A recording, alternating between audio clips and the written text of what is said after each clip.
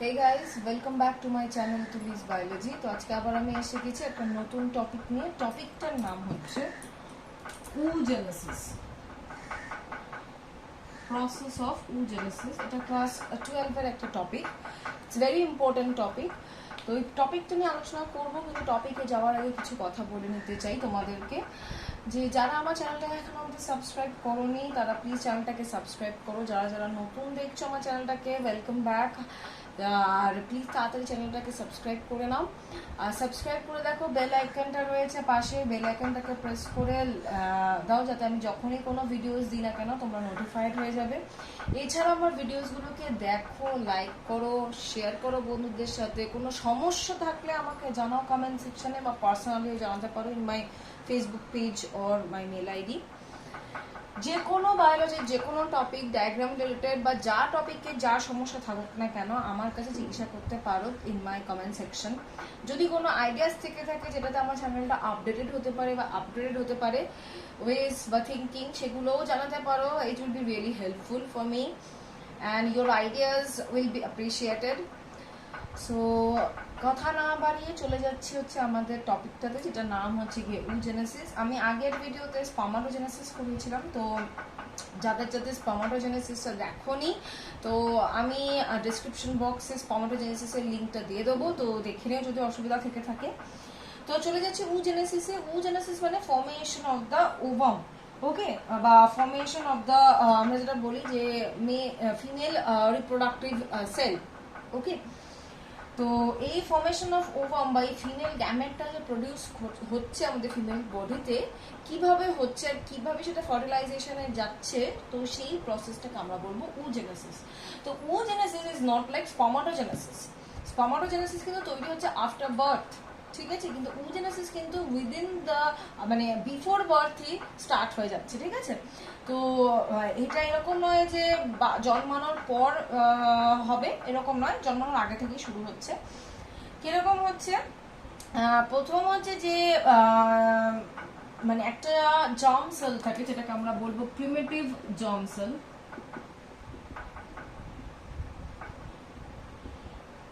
ঠিক আছে, এই প্রিমিটিভ জার্ম সেলটা obviously it's diploid in number.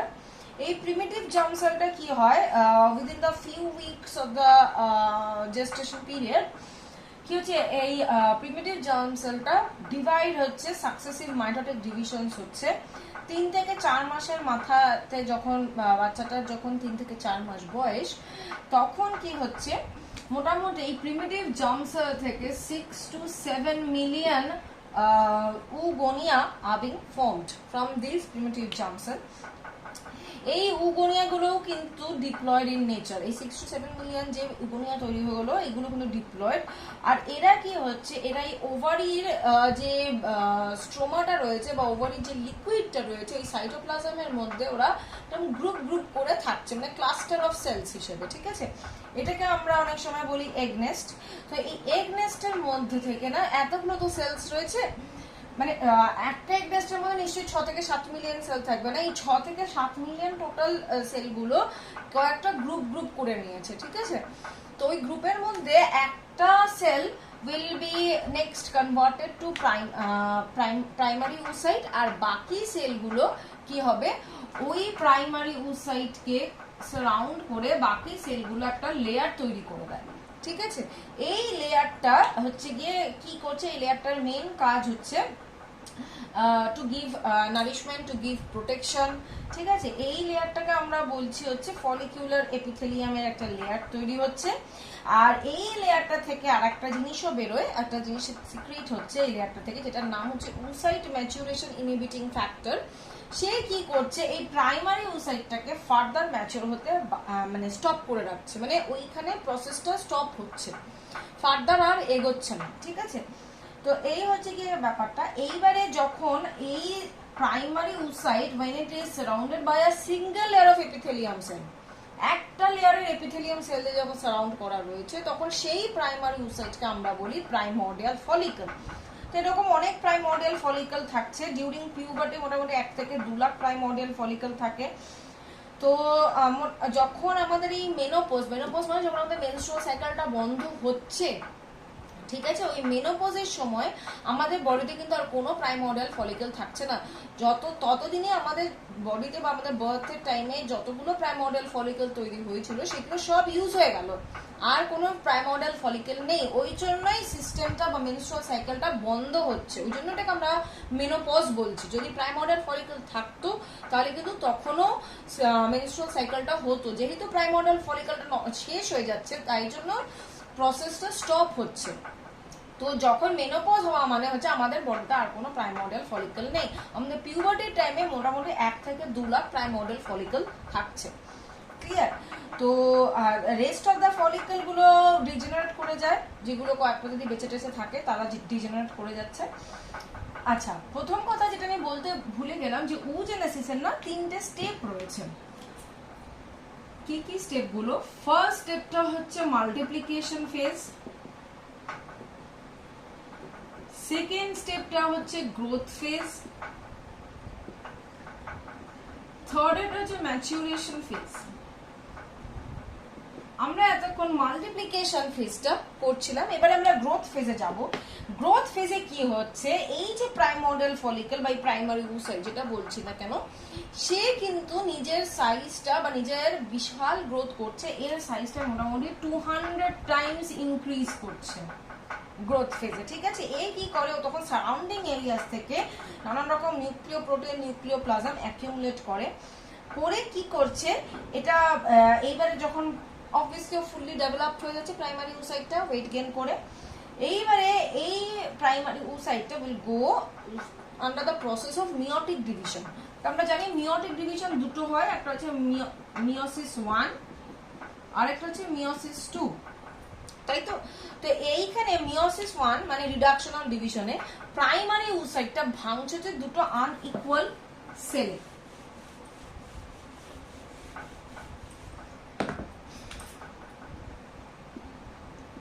Primary ওসাইটটা দুটো আনইকুয়াল সেলে ভাঙছে, একটা হচ্ছে বড়, একটা ছোট। যেটা বড় সেটাকে আমরা বলবো সেকেন্ডারি ওসাইট, আর যেটা ছোট সেটাকে আমরা বলবো ফার্স্ট পোলার বডি। আচ্ছা, মিওসিস 1 যেহেতু হচ্ছে তাই জন্য এখানে যেহেতু 2n আছে এটা একবারে রিডিউস হবে, রিডাকশনাল ডিভিশন, তাহলে এটা n এটা n। এই যে সেকেন্ডারি ওসাইট এই কিন্তু প্রাইমারি ওসাইট থেকে পুরো সাইটোপ্লাজমটা নিয়ে নিয়েছে, আর ফার্স্ট পোলার বডির কাছে সাইটোপ্লাজম নেই বললেই চলে, কিন্তু ক্রোমোসোমটা কিন্তু ইকুয়ালি ভাগ হয়েছে 23 করে।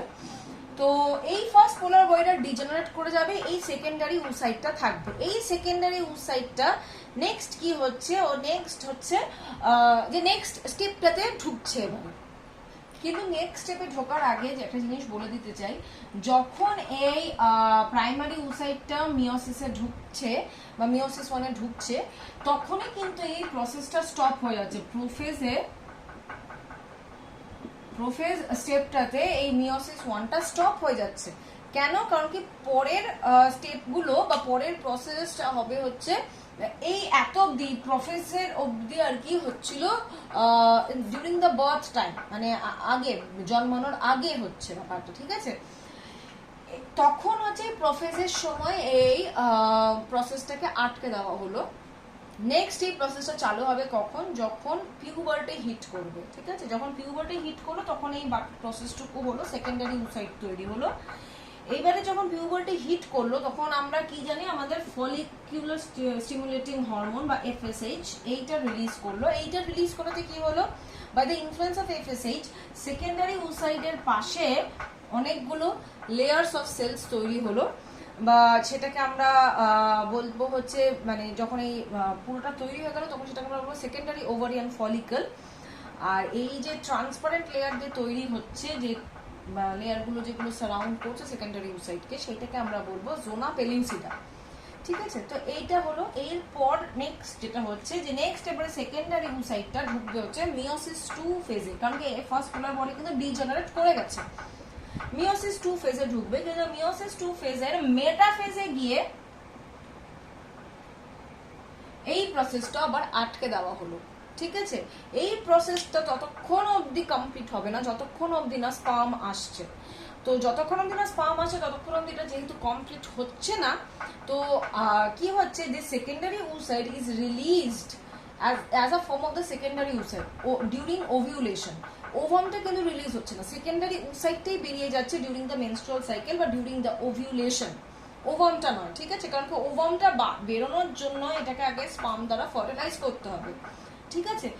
তো ওটা কি হচ্ছে, মেটাফেজে যেহেতু স্টপ হয়ে যাচ্ছে, যেহেতু স্পাম নেই, তো তখন এই secondary oocyte is totally being released from the body as the secondary oocyte only during the menstrual cycle বা ওভিউলেশন। যদি এবারে স্পামটা আসে তাহলে কি হবে, তাহলে এই secondary oocyte will again divide, metaphase এই মিয়োসিস 2 যেটা বললাম, যেটা কিনা মাইটোটিক ডিভিশন, ডিভাইড করে কি হবে, এও দুটো আনইকুয়াল সেল তৈরি করবে। অবভিয়াসলি যদি ইকুয়েশনাল ডিভিশন, তো there will be no reduction. তো এইটা যেটা তৈরি হবে লার্জার সেল, সেটাকে আমরা বলবো ওভাম, আর যেটা স্মলার সেল সেটাকে আমরা বলবো সেকেন্ড পোলার বডি। এই সেকেন্ড পোলার বডিটা আবার ডিজেনারেট করে যাবে, whereas this ovum will now get fused with the sperm to form the zygote। এটাও কিন্তু 23 আর 23 ক্রোমোসোমস ছিল। তো এইটা তো আলটিমেটলি ডিজেনারেট করে গেল, আর এইটা হচ্ছে টোটালি ফিউজ করে যাবে হচ্ছে স্পামের সাথে টু ফর্ম দ্য জাইগোট। তো এই হচ্ছে গিয়ে the total process of oogenesis. তো আশা করছি তোমাদের এটা পুরোটা ক্লিয়ার হয়েছে। আমি ওজেনেসিসের একটা শর্ট একটা নোটস তোমাদেরকে দিয়ে দেবো ডেসক্রিপশন বক্সে, লিঙ্কটা তোমরা ওটা অবভিয়াসলি দেখতে পারো যদি নোটস দরকার পড়ে। তো যদি আরো কোনো টপিক নিয়ে সমস্যা থাকে তাহলে আমাকে অবভিয়াসলি নির্দ্বিধায় জানাও ইন মাই কমেন্ট সেকশন, বা আমাকে পার্সোনালি জানাও through my Facebook page and mail ID. তো ভিডিওসগুলোকে দেখো, বন্ধুদের সাথে শেয়ার করো, সাপোর্ট করে থাকো চ্যানেলটাকে, যাতে চ্যানেলটা আরো গ্রো করতে পারে। আইডিয়াস থাকলে আমাকে জানিও, I will be really helpful.